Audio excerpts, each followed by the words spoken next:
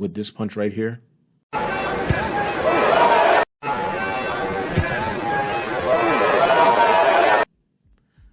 Gervonta Tank Davis gave Hector Luis Garcia a little bit of blindness in one eye and made him quit on the stool. But were you impressed? In this video, we break down the card from top to bottom and see whose stock may have risen, who stayed the same, and whose stocks may have fell. This is your boy JG. This is the Punch Report. Let's go. Like I said before, y'all, welcome back to the channel. This is your boy JG. Please come and be so kind. Like, subscribe to the channel, hit that bell icon for notification. For those of you who have been rocking with me, quick update. Videos coming Monday, Wednesday, Friday, 1:30 p.m. daily. Shorts will be sprinkled in there. Any newsworthy stuff, I'll hop in there. And obviously, you know, you'll still get the fight breakdowns. But let's get into the content. So, Saturday, January 7th, Washington, D.C., your main event, Hector Luis Garcia challenged Gervonta Tank Davis for the WBA regular title at 135 pounds. Tank gets it done via stoppage in the 8th round. TKO, retired on the stool. That does Hector Luis Garcia. But before we get into that fight and the assessment of Tank Davis's performance, let's fast forward to the beginning of the card. Demetrius Boo Boo Andrade made his return from a little bit of a layoff. Questionable business decision. Shout out to the Zone. Now over on the Showtime side, took on Desmond Nicholson, I believe. First opinion of Andrade is this. He looked good. He looked very fast. Good combination punches. Obviously, he controlled range. It only took him about a minute and 30 seconds before he knew what Nicholson was going to bring to the table. And he kind of toyed with him and picked him apart. I would like to see a stoppage in that spot. It was a 10-round event. I'd like to see a stoppage there, especially because Andrade took control so early in the fight, got an early knockdown, put himself in a position to possibly get a stoppage late or do something emphatic. But I think round 7 and 8, he takes his foot off the gas, picks it back up again, 9 and 10, and finishes the bout. Successful outing for him. I think for Andrade moving forward, it's only going to be the biggest names, the guys that are available at the time. So that includes Charlo, that includes Caleb Plant. Obviously, we know he's fighting David Benavidez Jr., but it's going to be those types of fight, Adamez, that Demetrius Andrade is going to be looking forward to challenge himself in the new division at 168 pounds. Overall, I give his performance a B-. He looked good. He looked sharp. His hand speed especially stood out to me. But I feel like he could have got the job done and got Nicholson out of there.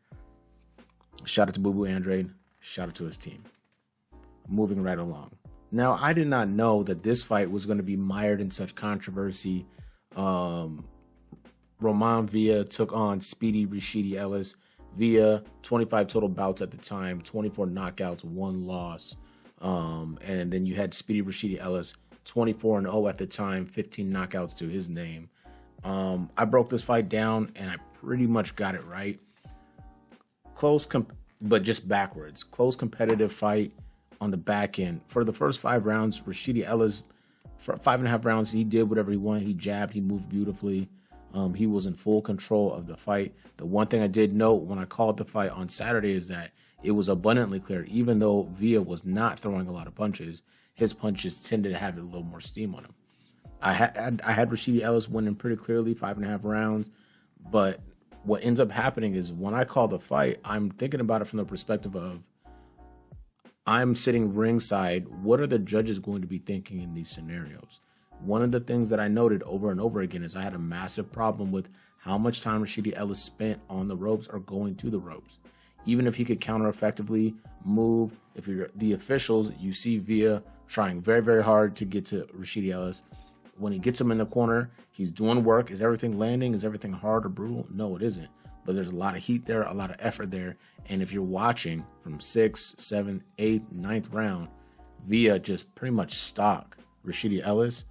I'm not saying it's right, but what I am saying is if you're going to be Ellis, you have to be cognizant of how is this being perceived in the eyes of the judges, the officials, that is. I said at the end of the fight, I could see them giving a split decision victory to Mike Villa, or not. Why do I keep calling this dude Mike Villa? To Roman Villa, and that's what they did. Rashidi Ellis gave that one away. That was his fight to lose. He fought so well initially. I didn't start seeing the conversation surrounding this potentially being a robbery until this morning. It's Monday as of me recording this video. I definitely didn't see a robbery. I saw a close fight and a missed opportunity by Rashidi Ellis. Mike Villa, I know, gained a lot of fans. He was buzzing a bit because he came out, fought hard, lost a bunch of rounds, got jabbed 5,000 times in the face, and figured out a way to win the bout, scoring the 2 knockdowns in the 12th and pretty much dictating the pace in the back half of that fight against Rashidi Ellis. But for the sake of argument, I'm going to put the numbers up right now. These are the CompuBox numbers from Speedy, Rashidi Ellis, and Roman Villa. And if you just see this, it's clear to see that Rashidi Ellis put in far more work. He was more accurate, more successful, utilized more variety, and perception is what caught him slipping essentially at the end of the day. The judges preferred the aggression, the coming forward, the power punching, and they heavily rewarded the 2 knockdowns. Now, what I will say before I move on is boxing is scored round by round. So if I knock you down twice in the 12th, I just knocked you down twice in the 12th. So if they felt like that was enough to sway the fight, and obviously it was in the eyes of the judges, I think that piece, along with Rashidi Ellis constantly moving backwards despite his success and effectiveness in spots, they favored the aggression of Roman, coupled with the knockdowns, to give it a split decision victory. I'm not mad at it. Shout out to both combatants. Moving right along. Jaron Boots Ennis, Karen, Chukazian, Kurt Duncan. Shout out to my man Karen. I don't know your name. I'm going to learn it though. No disrespect. Co-main event of the evening. Now, I stated when I did the pre-fight call and when I broke this fight down that it was a showcase fight for Jaron Ennis. So many times names get put in and linked in lore. Oh, Jaron Ennis, he got to take on Errol Spence. He's ready. Terrence Bud Crawford, Virgil Ortiz, Danny Onis, like all these guys. He's so good. He's so damn big. He could be at 55.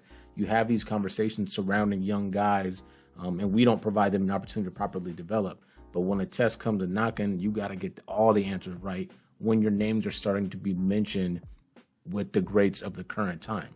So my man, Jaron Ennis, goes out there, goes the distance with Karen, relatively unknown, very, very bizarre fight. I'm on record stating that this shouldn't have gone more than 2 rounds. It went all 12, and easy assessment and breakdown. His overall goal was get in there, survive, and just make it as difficult as humanly possible for Jaron Ennis to get anything off. Now, I was very critical of Ennis during the course of the bout. If you go back and check out the broadcast, just go towards the end. It was 4 hours of a live stream. But even though there was a bunch of movement from Karen, Jaron Ennis, for whatever reason, struggled to cut the ring off. Very simple footwork adjustment, just outside foot first to your left or to your right as a lefty fighter to just cut off that ring and then press the angle down. He just followed him around. He literally just walked and followed the running Karen around. So a bizarre fight, but good for Jaron Ennis to get those rounds. Definitely a learning experience type of fight. I don't think his stock drops from this fight, but I think we have to evaluate more closely and kind of pump the brakes on some of the fantasy stuff. I'm not disappointed, but because I wouldn't say that's a grown ass man, operating in the space of his profession. But what I would say for Jaron Ennis, I needed to see more, in my opinion, but I don't think his stock falls. For him, I rate the fight a B even. He got a victory, interim IBF title, and he's doing his thing. We'll see what the future holds for him. Last and most certainly not least, as we bring this video to a close, if you haven't done so already, please like, subscribe, hit the bell icon for the notification.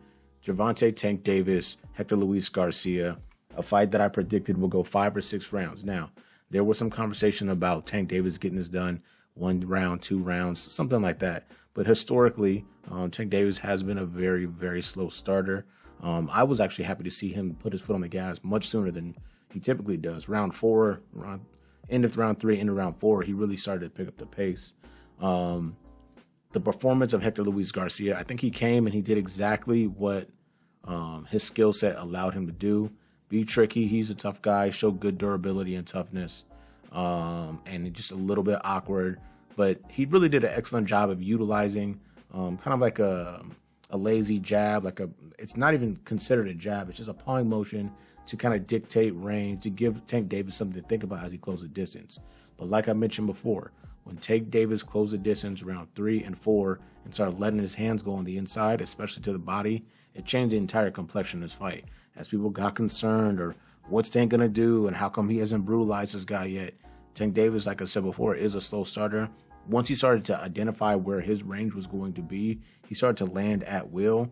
Take a look here at the CompuBox numbers. It's really kind of a domination. By kind, I mean it is domination, especially with the power punches in the back half of the fight. He landed a ridiculous amount of, I think, 60 plus power punches from round 5 or 6 to the end of the bout. And that's Tank Davis power punches. And then obviously you see the shot, the overhand shot that lands on the side of Hector Luis Garcia's head. And he goes to his corner, retires on the stool. I can't see out of my eye. My head's killing me. I have no idea where I'm at. They stopped the fight. Now, initially, I was a little bit surprised, but going back and you check that fight again, he gets hurt, and I believe at the end of round 7, and then gets hurt again round 8 when he gets that big shot, and he definitely looked questionable. So fair stoppage, good decision by the corner. Hector Luis Garcia kind of recognizing and understanding himself, what position that he's in as a combatant, and then moving on. Now, Gervonta Tank Davis, how do I rate this fight? I gave the fight a B+. I think he could have got busier earlier. That's something he's mentioned, and I want to see more defensive variety early on. Once he figured out like I mentioned, once he figured out the timing, the range of Hector Luis Garcia, he started landing at a really, really high clip for his power punches. He had a good, effective jab, and he just put damage on Garcia and made him wilt and fold. The question to myself and question to you, the viewer, do you feel differently about Gervonta Tank Davis and the opportunity he would have to go up against Ryan Garcia based on his performance? Do you feel like he looked sharp? Do you feel like he had areas where he can improve? Are you concerned about Gervonta Tank Davis going up against Ryan Garcia? My response will be this.